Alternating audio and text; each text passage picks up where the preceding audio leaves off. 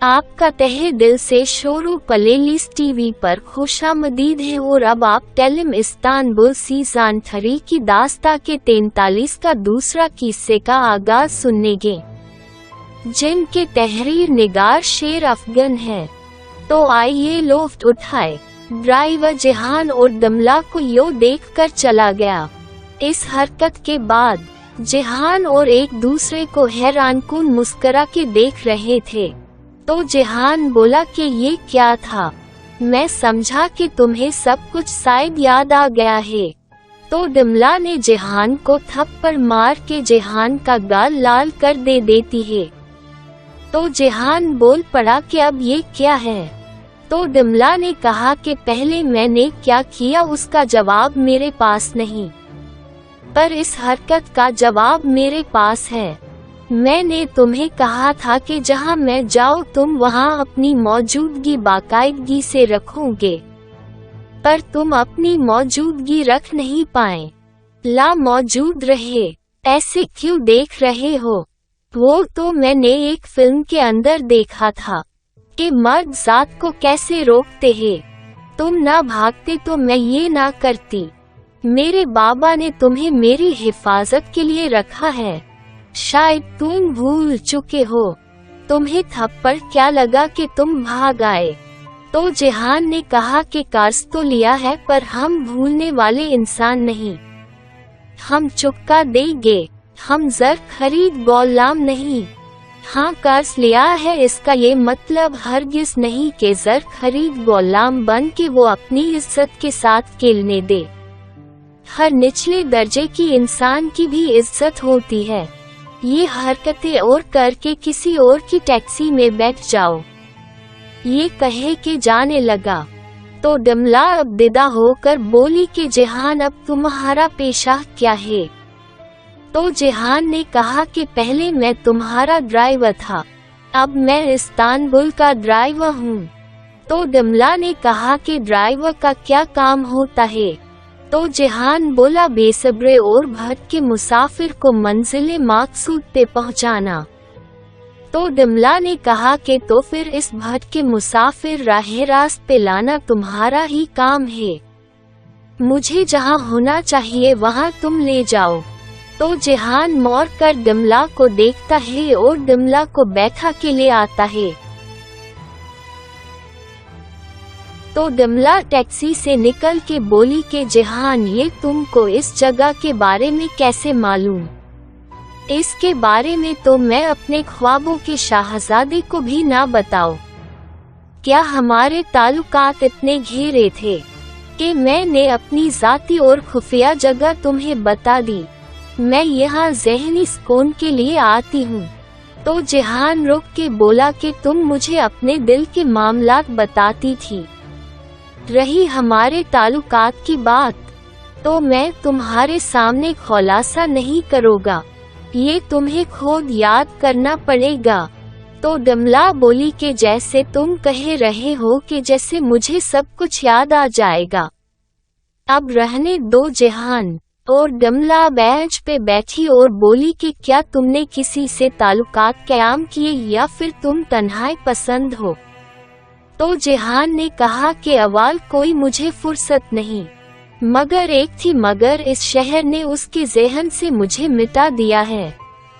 दमला ने कहा कि हम भी इस शहर में भूल गए थे कि हम किसी की दौलत के बलबूते पर हम यहाँ हुक्मरानी करते थे। जेहान, जो तुम रोटी खाते हो वो रोटी मैं भी खाती हूँ। हम अमीर है तो शान और शौकत दिखनी पड़ती है, वरना हम तुम्हारे जैसे होते जो अपनी एक एक पाई भी सोच समझ के खर्च करते हो। जेहान ये सुनकर खड़ा का खड़ा रह जाता है।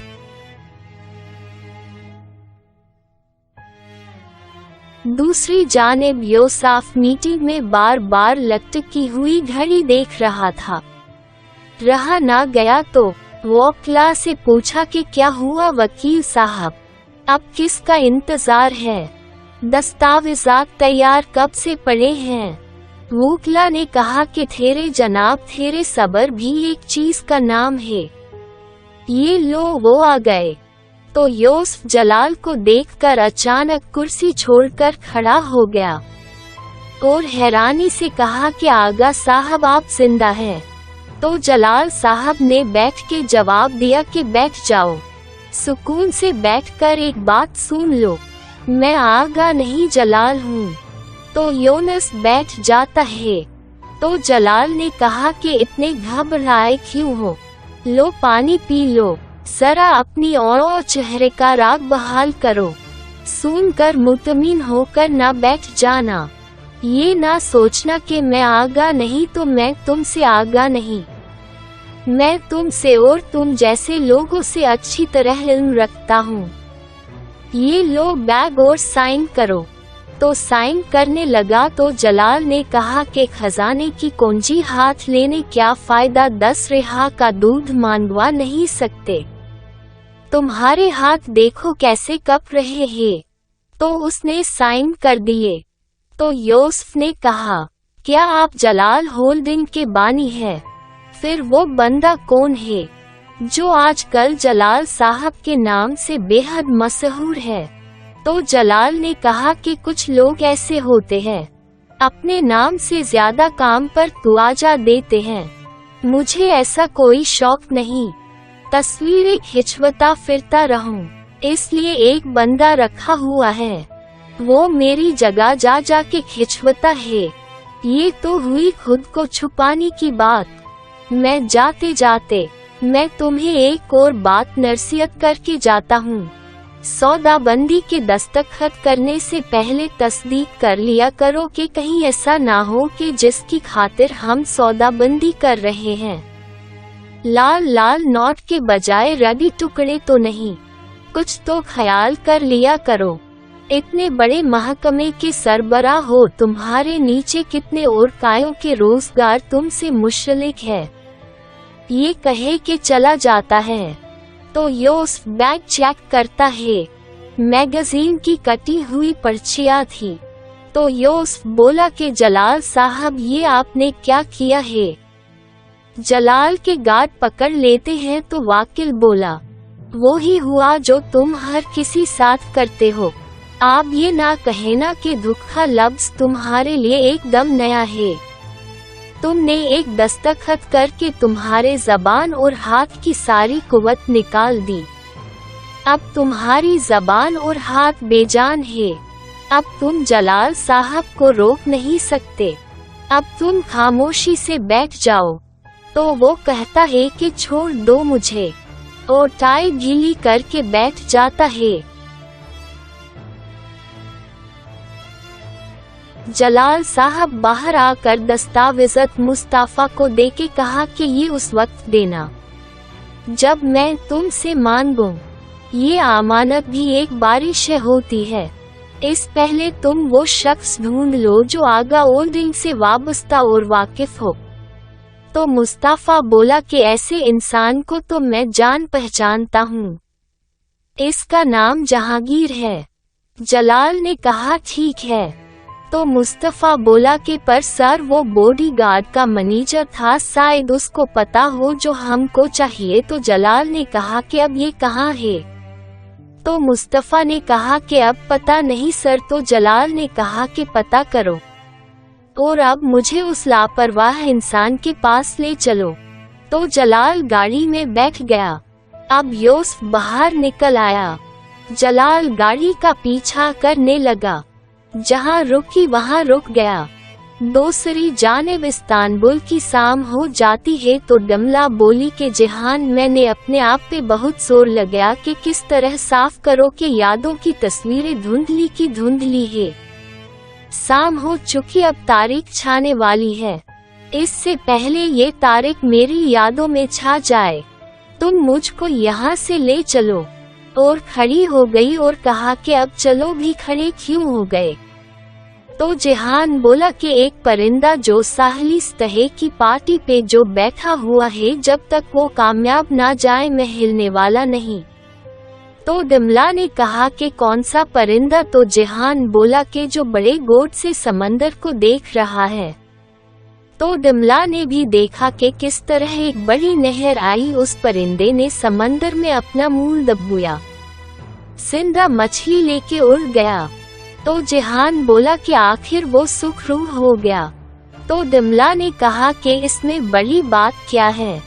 तो जिहान बोला कि देखो डिमला, ये सबसे कमजोर परिंदा था। सब ताकतवर परिंदों से मैं देख रहा था कि सब अपनी मोटी हो या पतली, सब अपनी मछली लेके फोर हो गए। पर इस परिंदे ने शाम तक इंतजार किया, कभी मायूस ना हुआ। पता नहीं इंसान क्यों मायूस रहता है। ये खुश मिजाज इंसान को भी मिल जाए तो क्या ही बात है। तो डिमला ने कहा कि वाकई खुश मिजाजी भी क्या चीज है। तो डिमला जिहान के आंखों में देखने लग गई, खोने ही लगी थी, बस खुद को होश में ला के कहा कि ऑफ यार, तस्वीर ले ही लेती तो मेरे इंस्टाग्राम पे नंबर 1 स्टोरी होती कि कमजोर परिंदा, ये हैशटैग के साथ। बस यार अब चालो यहाँ से।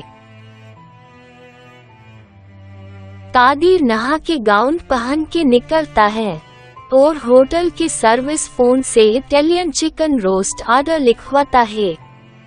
पानी भर कर मैकेनिक के पास जाता है, पानी पीता है, इतने में बेल बजती है।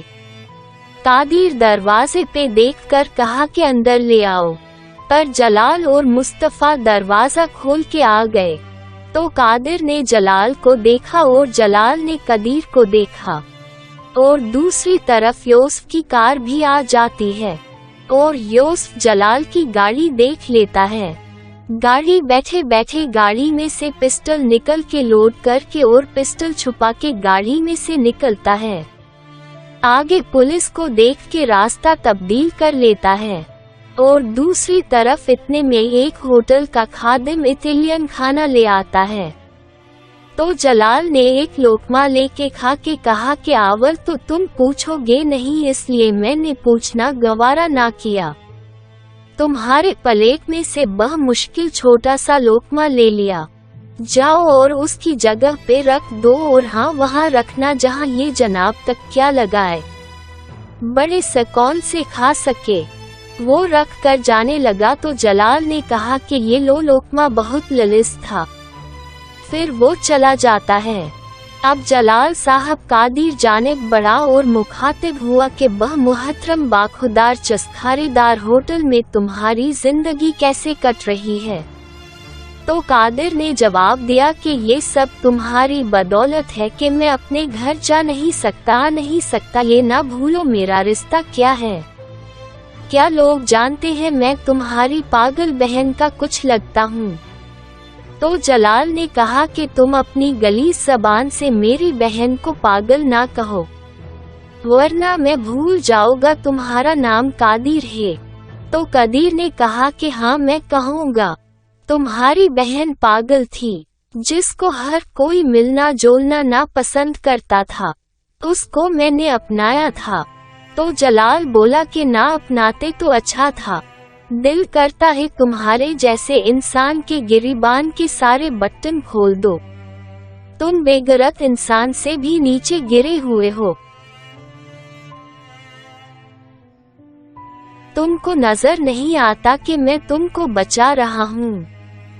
तुम घर जाना चाहते हो तो चले जाओ, पर ये पता दो उस लड़की को अपनाओगे क्यों? क्या हुआ तुम्हारे जबान से लफ्ज अदा नहीं हो रहे कि अब मैं ये कहो कि नहीं ना? अगर तुम उसे अपना भी लो, वो तुम्हें अपना बाबा तस्लीम नहीं करेगी। और बताओ अपनी सगी बेटी को क्या जवाब दोगे? वो तो कब से इंतजार कर रही है कि कब मेरे बाबा मेरे कमरे में आएंगे, कब मुझे अपनी बेटी कहेंगे। पर तुम्हें तो इतनी फुर्सत कहाँ। तो कादिर बोला कि बस कर दो साले साहब, मैं ऐसा सवाल करोगा जिसका जवाब तुम दे नहीं सकते। आखिर तुम मीडिया वालों को बताते क्यों नहीं कि तुम जलाल इल्दिस हो? तो जलाल के आंखों में पानी उतर आया और 2 कदम पीछे हो गया। तो कादिर बोला आखिर बताते क्यों नहीं? खामोश क्यों हो गए जलाल साहब? तुम्हारे interview press conference magazine cover page तुम नहीं, बल्कि मैं होता हूँ। वहाँ तक कि तुम्हारी तिजारती मुलाकात में होता हो, जहाँ जाते मुझे ले जाते हो, बस तुम वहाँ जाके उंगली के इशारे ही करते हो। इस पर हम जवाब देते हैं, ना गैर कानूनी काम है ना ही ताल्लुकात। फिर तुम क्यों? तो ये जलाल सुन कर जाने लगा। तो कादिर फिर बोला कि कहाँ जा रहे हो? आखिर मुझे ही बता कि क्यों नहीं जाते। जलाल और मुस्ताफा लिफ्ट में चले जाते हैं और लिफ्ट बंद हो जाती है। इतने में यूसुफ सिरिया चढ़ के आ जाता है और दरवाजा खोल के कादिर पे पिस्टल तान देता है। अब एक दूसरे को देखते रहते हैं और दूसरी तरफ जलाल गाड़ी पास पहुंचा ही था। जलाल की सांसें उखड़ने लगी तो जलाल रुक गया, फिर टाई ढीली करके गाड़ी में बैठ गया। आगे जाके गाड़ी रुकवा दी तो मुस्ताफा ने कहा कि सर हमारी फ्लाइट मंसूख हो जाएगी। तो जलाल ने कहा कि होने दो मंसूख, जब तक मैं बाहर हो एक आवाज तक न आए। और दौड़ जाके खड़ा हो गया। टाई और ढीली की अब नजर एक छोटे बच्चे पे पड़ी, कुछ फोन लिए समंदर किनारे बैठा था। तो जलाल उसके पास जाके बैठ गया और कहा कि मुझे लगता है कि तुम तुर्की बासिंदे लगते हो। इटली के शहर में समंदर किनारे क्यों बैठे हो? और तुम्हारे हाथ में क्या है? बच्चा बोला कि मेरे हाथ में मेरी घर की रोजी रोटी है। आज दिहाड़ी ना लगी तो मैं यहाँ समंदर किनारे बैठ गया। तो जलाल ने कहा कि तुम्हारा घर नहीं है। तो बच्चे ने कहा कि घर तो है, पर आज मेरा दिल खाली हाथ जाने को दिल नहीं कर रहा। ये इस्तांबुल से भी महंगा शहर है, घर में सब भूखे हैं। तो जलाल ने कहा कि ये सारे फूल कितने के हैं? तो बच्चे ने कहा कि 30 यूरो के। तो जलाल ने कहा कि मेरे पास तो तुर्की रिर है। बच्चे ने कहा कि क्या हुआ अंकल?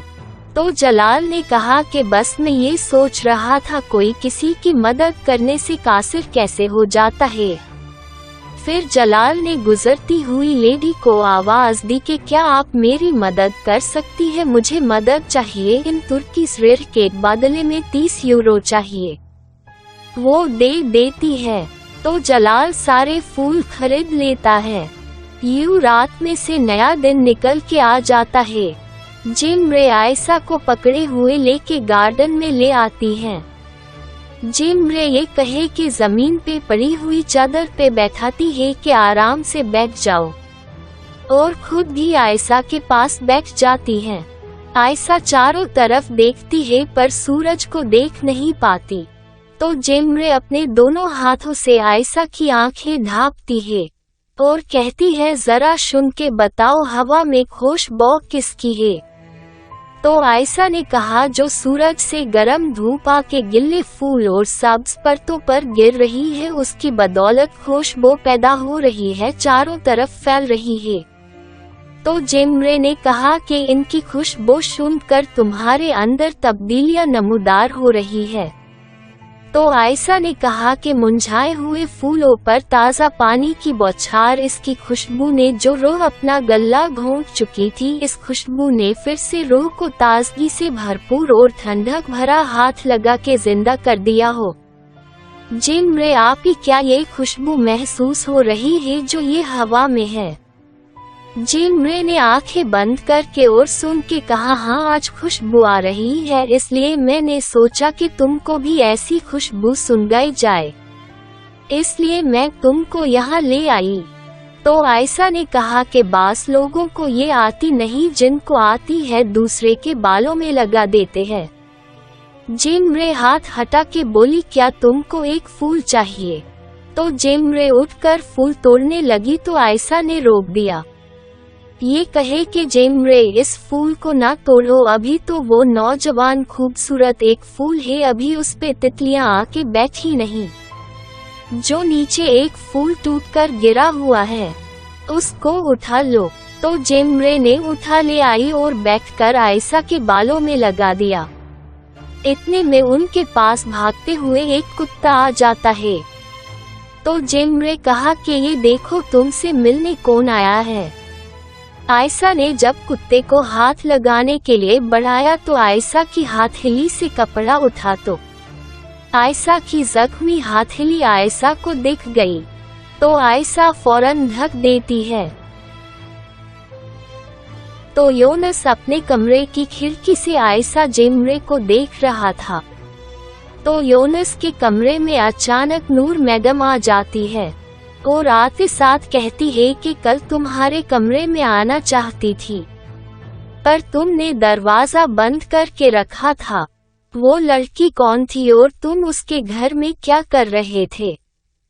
तो योनस बोला, पहले आप बताएं कि आप मुलाजमा के लिबास में क्या कर रही है।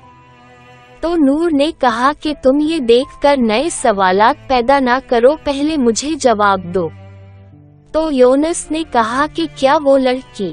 मैं तो ऑरेंज जूस पी रहा था, मुझे लगा हुआ था लड़कियां डांस कर रही थी। तो एक लड़की आई, उसने मेरे ऑरेंज जूस में कुछ गिरा दिया, वही सो गया था, पता नहीं वो लड़की कैसे अपने घर ले गई। अब नूर मैडम, अब तुम्हारा बेटा सुधर गया है। उस दिन से 9 विस्की 9 गारल। तो नूर मुस्कुरा के कहा कि सुधर गई वो भी तुम। इसके साथ ही ये जालिम इस्तांबुल एपिसोड 43 का हिस्सा 2 मुकम्मल हो जाता है, जिनके तहरीर निगार शेर अफगन है और आपका शेरू प्लेलिस्ट सुनने शुक्रिया। अगर आप और एपिसोड सुनना चाहते हैं तो 1000 सब्सक्राइब और लाइक करें।